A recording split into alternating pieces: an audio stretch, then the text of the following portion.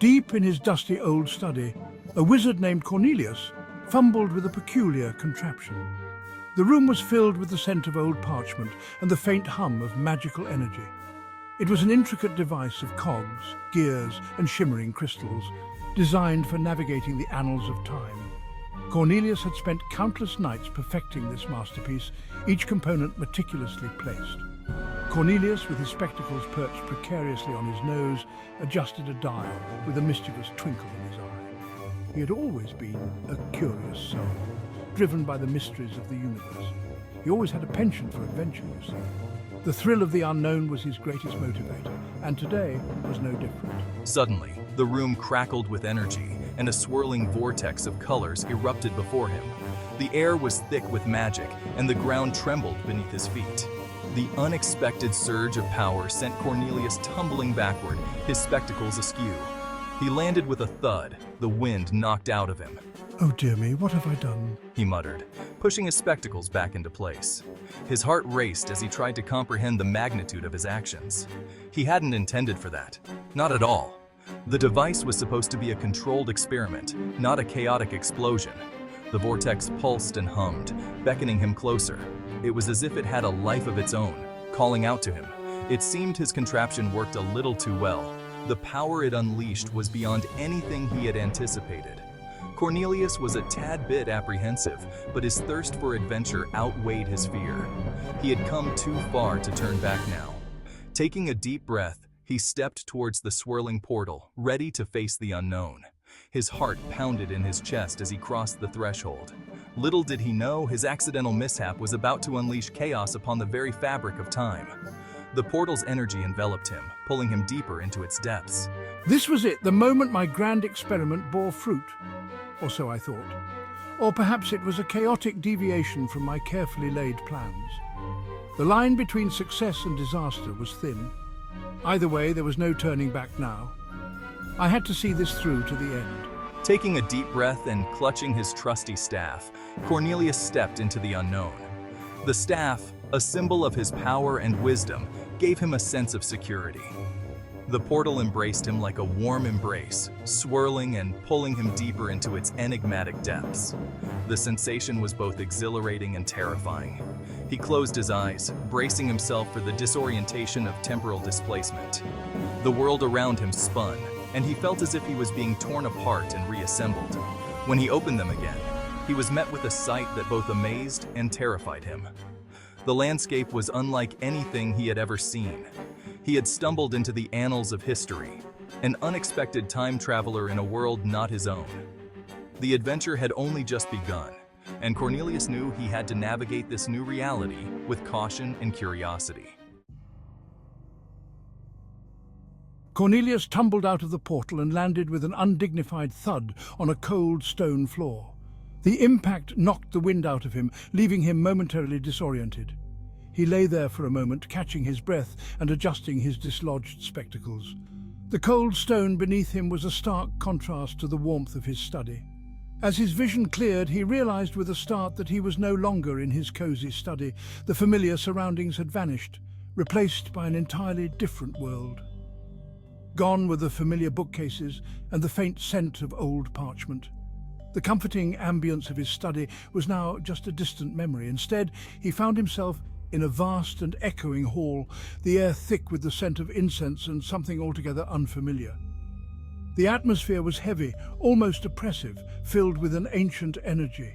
He cautiously picked himself up and took in his surroundings. Every detail seemed to pulse with history and mystery. Tall pillars, adorned with intricate hieroglyphics, stretched towards the high ceiling. Each symbol seemed to tell a story, a fragment of a long-lost civilization. Strange and wonderful creatures, seemingly carved from the very stone itself, adorned the walls. They seemed almost alive, as if they were watching him. Light streamed through openings in the ceiling, illuminating dust motes dancing in the air. The beams of sunlight created an ethereal glow, adding to the surreal atmosphere. Cornelius, his heart pounding with a mixture of excitement and trepidation, realized he had arrived in ancient Egypt, a land of pharaohs and pyramids, a world lost to time. The realization filled him with awe and a sense of purpose. As I ventured deeper into this ancient realm, I noticed something amiss. The air seemed to shimmer and the shadows moved in ways that defied logic. The flow of time felt off, as if someone was tampering with its very essence. It was a disorienting sensation, like being caught in a current that pulled in multiple directions. And then he saw him, a shadowy figure, cloaked and hooded, lurking in the shadows of this magnificent civilization. The figure's presence was both ominous and intriguing.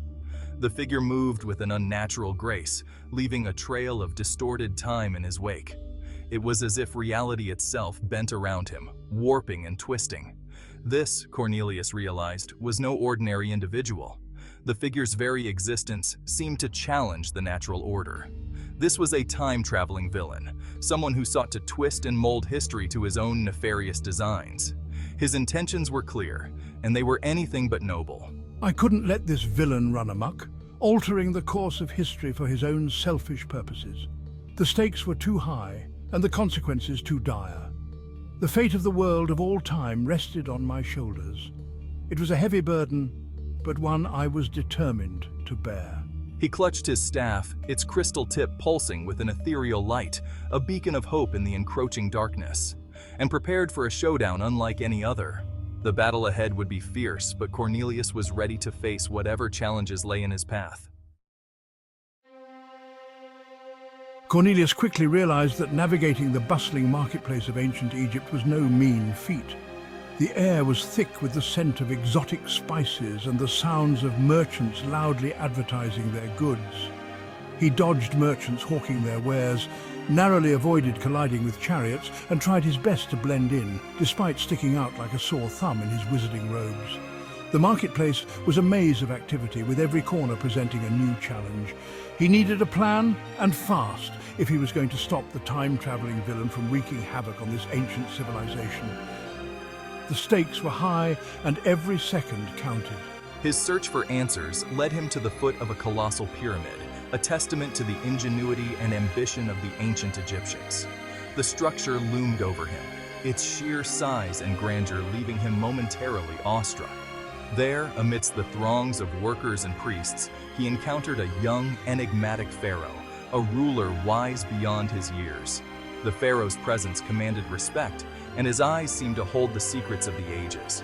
With my most charming smile, I approached the pharaoh, and after a hilarious series of misunderstandings due to the language barrier, managed to convey the gravity of the situation. It took a lot of gesturing and a few awkward moments, but eventually the message got through. The pharaoh, intrigued by this strange wizard from a different time, listened intently as Cornelius spoke of the villain and his plans to disrupt the flow of history. The pharaoh's advisors whispered among themselves, clearly concerned by the news. Having heard the wizard's tale, the pharaoh, with a thoughtful look on his face, presented Cornelius with a riddle, a test of wit and wisdom. It was a tradition in his court to challenge those who sought his help with a riddle. I have cities, but no houses, forests, but no trees, water, but no fish. What am I? The riddle echoed in the chamber, a puzzle that required deep thought and insight. "A map, Your Highness! You speak of a map!" Cornelius exclaimed, his eyes lighting up with realization. The pharaoh, impressed by the wizard's quick thinking, revealed that the answer to defeating the villain lay within the map of Egypt itself. The map was not just a guide, but a key to unlocking ancient secrets. A hidden symbol, visible only under the light of the full moon, held the key to trapping the villain and sealing the temporal rifts he had created. This symbol was a powerful ancient glyph, known only to the pharaoh and his closest advisors. Cornelius, armed with this newfound knowledge and the pharaoh's blessing, set off on his quest to find the hidden symbol and put an end to the villain's meddling. The journey ahead was fraught with danger, but he was determined to succeed.